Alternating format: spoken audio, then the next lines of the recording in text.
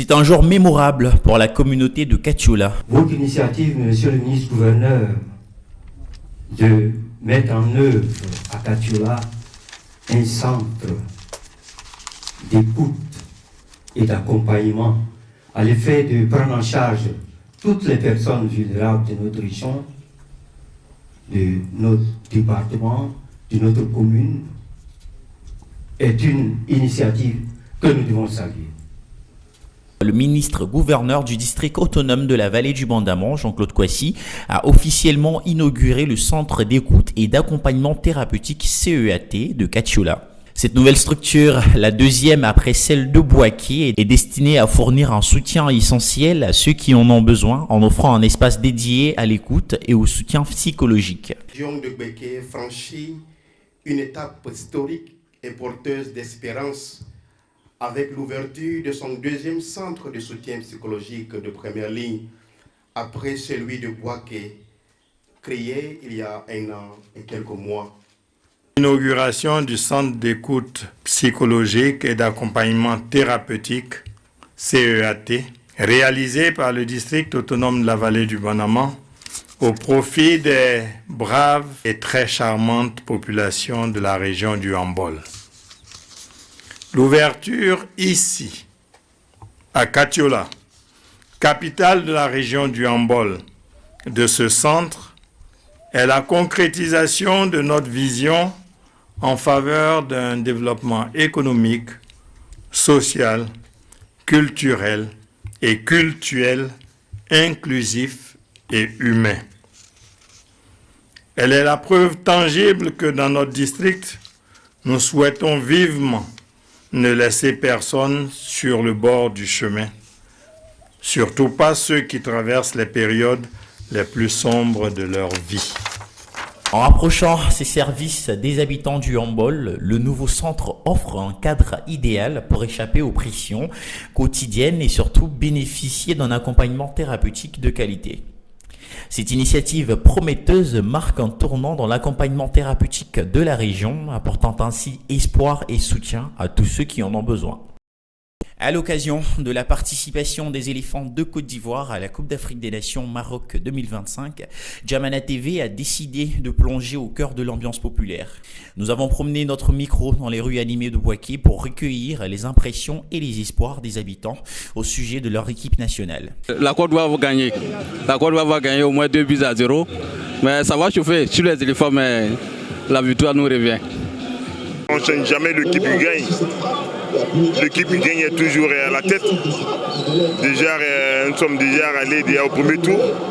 Donc le deuxième tour, on espère est réellement arrivé. Voilà.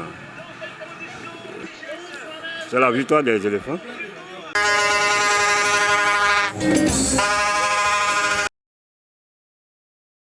En cette période de l'année, les gares routières de Bouaké sont en pleine effervescence. Les voyageurs se pressent pour rejoindre leur famille.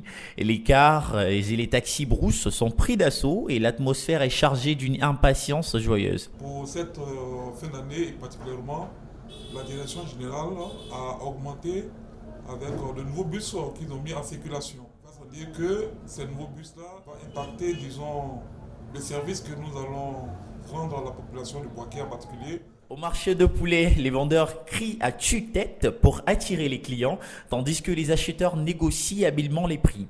Les poulets incontournables des repas de fête sont au centre de toutes les attentions. Mais quand même, on fait mieux. Coq là, on fait ça à 6 000 francs. Là, il y a son blanc, on fait ça à 6 000. Il y a pour 5 000 aussi. Il faut dire que cette année, la fête, c'est un peu timoré parce que vraiment les moments sont un peu très difficiles. Voilà. Mais en tant que père, nous faisons tout pour ne pas dérober à la règle parce que c'est notre devoir de rendre nos enfants heureux. Quand même que la situation est un peu difficile. Les coiffeurs et esthéticiens travaillent sans relâche pour préparer leurs clients à être au meilleur de leur apparence pour les célébrations. Que ce soit dans les gares routières, au marché de poulet ou dans les salons de beauté, chacun met du sien pour que cette période soit vraiment inoubliable. Jamana TV est ravi de partager cette ambiance avec ses téléspectateurs et aussi souhaite à tous et à chacun de joyeuses fêtes de fin d'année. L'organisation non gouvernementale ONG Owedeme a organisé à Bouaké une journée dédiée à l'entraide et à la solidarité, marquée par une collecte de sang ainsi qu'une distribution de vivres et de produits de première nécessité aux femmes en situation de vulnérabilité. On nous a apporté vraiment un soutien avec des vivres. L'ONG Owedeme, dont le nom signifie « Donnons-nous la main », en langue sénoufo, a pour mission d'incarner l'entraide et la solidarité.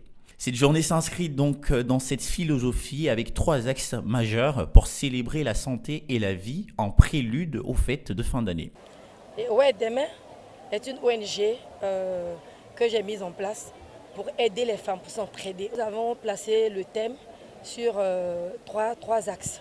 Et les 3 axes, c'est la solidarité, c'est la paix et le partage. Aujourd'hui, je remercie le Centre national de transfusion sanguine. À sa tête, Dr Sekongo Yassongui, qui a mobilisé toute cette équipe de bon déroulement de collecte de sang. Partenaire de l'ONG pour la collecte de sang, le Centre national de transfusion sanguine de Côte d'Ivoire, CNT-SCI, représenté par le major. On espère bien que tout ce monde qu'on voit vont penser aux malades qui sont dans les hôpitaux, vont penser aux mamans qui décèdent, ils vont penser aux tout petits enfants, vont penser à la population de Bouaké et à elles-mêmes. Parce qu'aujourd'hui, ce sont les femmes qui en bénéficient beaucoup des poches de sang. Et comme son ONG regroupe beaucoup de femmes en son sein, on espère que l'écho sera favorable auprès de ces femmes-là. Et on invite toute la population de Bouaké à vraiment emboîter le pas à l'ONG pour qu'il n'y ait plus de décès dus au manque de sang. Cette journée de solidarité de l'ONG Owedeme a non seulement apporté du soutien à celles en difficulté, mais a également renforcé les liens communautaires à Bouaké à l'approche des fêtes de fin d'année.